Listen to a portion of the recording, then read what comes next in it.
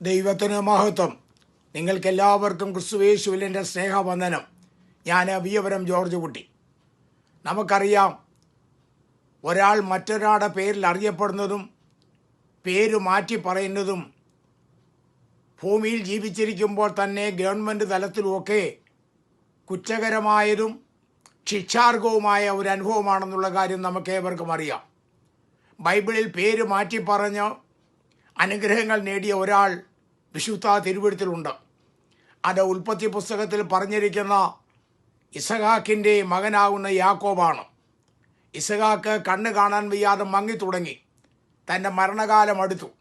താൻ തൻ്റെ മൂത്ത മകനാവുന്ന ഏശാവിനെ വിളിച്ചിട്ട് പറഞ്ഞു, മകനെ, നീ കാട്ടിൽ പോയി വേട്ടയിറച്ചി കൊണ്ടുവന്ന് ഇഷ്ടവും രുചികരമാവുന്ന രീതിയിൽ ഭക്ഷണം ഉണ്ടാക്കി എനിക്ക് തരണം.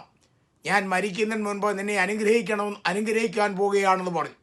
ഇത് കേട്ട ഏശാവ് കാട്ടിൽ വേട്ടയിറച്ചിക്ക് വേണ്ടി പോയി. എന്നാൽ ഇത് മറിഞ്ഞു നിന്ന് കേട്ട റിബേക്ക ഇളയ മകൻ യാക്കോബിനെ സ്നേഹിച്ചതുകൊണ്ട് ആട്ടിൻകൂട്ടത്തിൽ നിന്ന് ഒരു കോലാട്ടിൻകുട്ടിയെ പാചകം ചെയ്ത് ഇസ്ഹാക്കിന് ഇഷ്ടവും രുചികരമായ ഭക്ഷണം ഒരുക്കി യാക്കോബിൻ്റെ കയ്യിൽ കൊടുത്തിട്ട് പറഞ്ഞു, യാക്കോബേ, അപ്പൻ്റെ അനുഗ്രഹം പ്രാപിക്കുവാനായി നീ ഈ ഭക്ഷണം കൊണ്ട് നിൻ്റെ പിതാവിന് കൊണ്ട് കൊടുക്കുവാൻ പറഞ്ഞു. അപ്പോൾ യാക്കോബ് സ്വയസിദ്ധമായ ഒരു ചോദ്യം ചോദിച്ചു, എൻ്റെ ജ്യേഷ്ഠൻ്റെ ദേഹം മുഴുവൻ രോമം നിറഞ്ഞതാണ്. ഞാൻ ഇതും കൊണ്ടുപോയാൽ പിതാവിനെ തപ്പി നോക്കിയാൽ എൻ്റെ ദേഹം കണ്ടിട്ട് അനുഗ്രഹത്തിന് പകരം ശാപം എനിക്ക് കിട്ടും. ഉടനെ അമ്മ ബുദ്ധിപൂർവമായി ഏശാവിൻ്റെ രോമമുള്ള ഒരു വസ്ത്രം യാക്കോബിനെ ധരിപ്പിച്ചു. അതുകൂടാതെ അന്ന് അറുത്ത ആട്ടിൻകുട്ടിയുടെ തോല് കയ്യേലും കഴുത്തിലുമൊക്കെ വെച്ച് കെട്ടി അറിയാതെ വണ്ണം ഇസ്ഹാക്കിൻ്റെ അടുക്കൽ പറഞ്ഞു വിട്ടു. അവിടെ ചെന്ന് യാക്കോബ് പറഞ്ഞു, അപ്പം പറഞ്ഞ ഭക്ഷണം ഞാൻ ഒരുക്കിക്കൊണ്ട് വന്നിട്ടുണ്ട് എന്ന് പറഞ്ഞു. ഉടനെ ഇസ്ഹാക്ക് പറഞ്ഞു, ശബ്ദം കേട്ടിട്ട് യാക്കോബിൻ്റെ ശബ്ദം, നീ ഇങ്ങോട്ട് അടുത്തു വന്നേ, നിന്നെ ഒന്ന് തപ്പി നോക്കട്ടെ എന്ന് പറഞ്ഞു. അങ്ങനെ ഇസ്ഹാക്ക് യാക്കോബിനെ തപ്പി നോക്കിയപ്പോൾ ശരീരത്തിൽ രോമം പോലുള്ള വസ്ത്രമായതുകൊണ്ട് അറിഞ്ഞില്ല. ഒടുവിൽ പിതാവ് ഭക്ഷണം കഴിച്ച ശേഷം യാക്കോബിനെ അനുഗ്രഹിച്ചു. അനുഗ്രഹം പ്രാപിച്ച് കബളിപ്പിച്ചാണ് അനുഗ്രഹം വാങ്ങിച്ചു മടങ്ങിപ്പോകുമ്പോൾ ഏശാവ് വേട്ടയിറച്ചിയുമായി വന്നു. ഏശാവ് വന്നു പറഞ്ഞു, അപ്പാ, ഞാൻ ഈ ഭക്ഷണം കൊണ്ടുവന്നിട്ട് എന്നെ അനുഗ്രഹിക്കണമെന്ന് പറഞ്ഞു. ഉടനെ ഏശാവ് ചോദിച്ചു, ഉടനെ ഇസ്ഹാക്ക് ചോദിച്ചു, മുമ്പേ വന്നത് ആരാ? അവന് ഞാൻ അനുഗ്രഹം മുഴുവൻ കൊടുത്തു പോയല്ലോ എന്ന് പറഞ്ഞു. ഉടനെ ഏശാവ് കരയാൻ തുടങ്ങി, അപ്പാ, ഇനിയൊരു അനുഗ്രഹവും ബാക്കിയില്ലയോ? മുഴുവൻ അനുഗ്രഹവും അവന് കൊടുത്തോ എന്നൊക്കെ ചോദിച്ചു.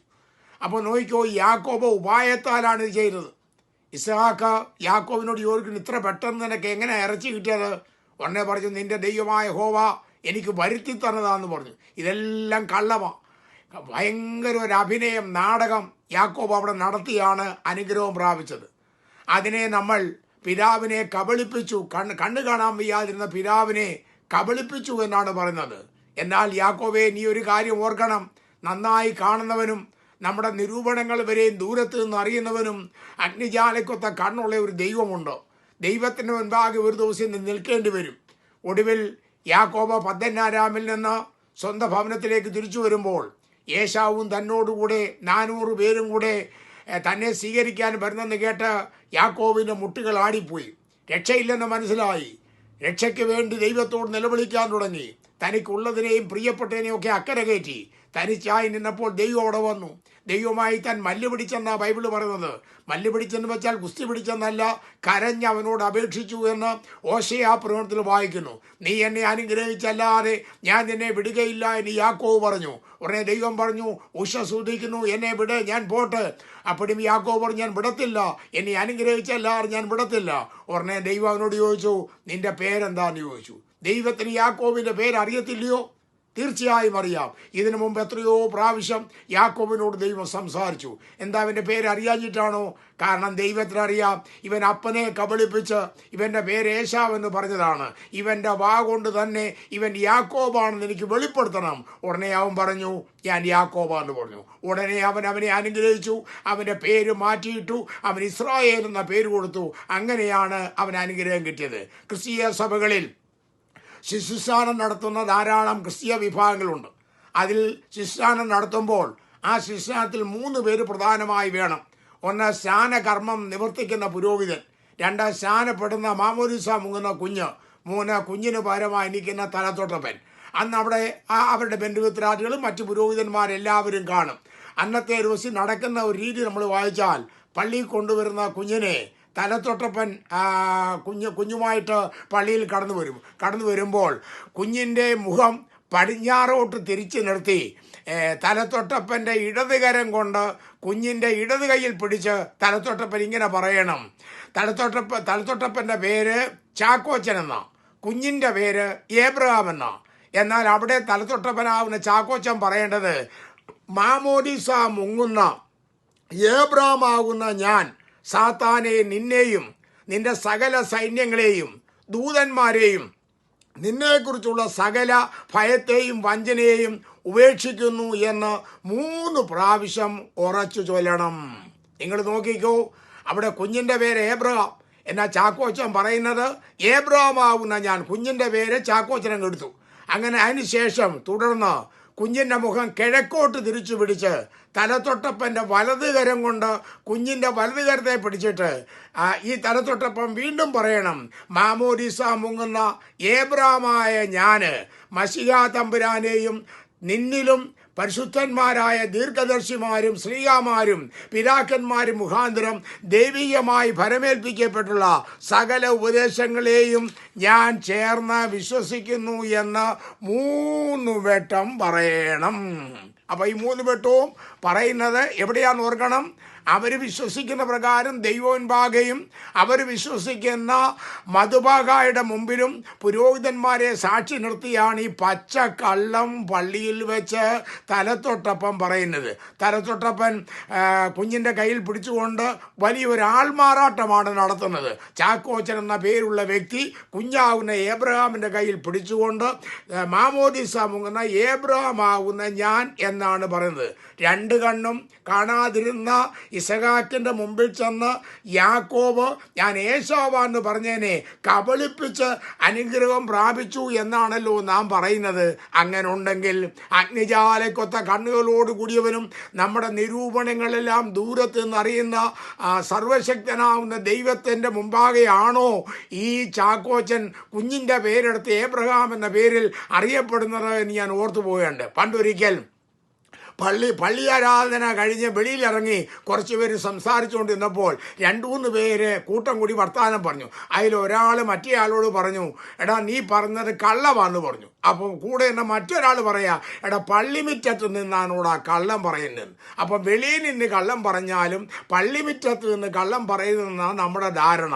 എന്നാൽ ഇത് പള്ളിയുടെ മുറ്റത്തല്ല, പള്ളിക്കകത്ത് മധുബാഗായുടെ മുമ്പിൽ പുരോഹിതന്മാരെ സാക്ഷി നിർത്തി അവിടെ വന്ന ജനത്തെയെല്ലാം സാക്ഷി നിർത്തിക്കൊണ്ടാണ് ഈ ചാക്കോച്ചൻ പേര് മാറ്റി ഏബ്രഹാം എന്ന് പറയുന്നത്. എന്നാൽ തിരിച്ച് ഞാൻ പറയട്ടെ, ഈ തലത്തൊട്ടപ്പൻ ഏബ്രഹാമിന് വേണ്ടി ചാക്കോച്ചനാകുന്ന ഞാനെന്ന് പറഞ്ഞിരുന്നെങ്കിൽ കുറച്ചെങ്കിലും മാന്യത കണ്ടേനെ.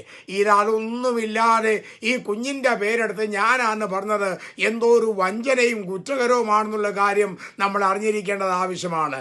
ഈ കുഞ്ഞ് പ്രായപൂർത്തിയായെന്ന് വിചാരിക്കേ, 18 വയസ്സ് കഴിഞ്ഞു, വോട്ടിടാൻ പ്രായമായി. പെട്ടെന്ന് ഇവനൊരു അസുഖം വന്നു, വോട്ടിന് പോകുവാൻ കഴിഞ്ഞില്ല.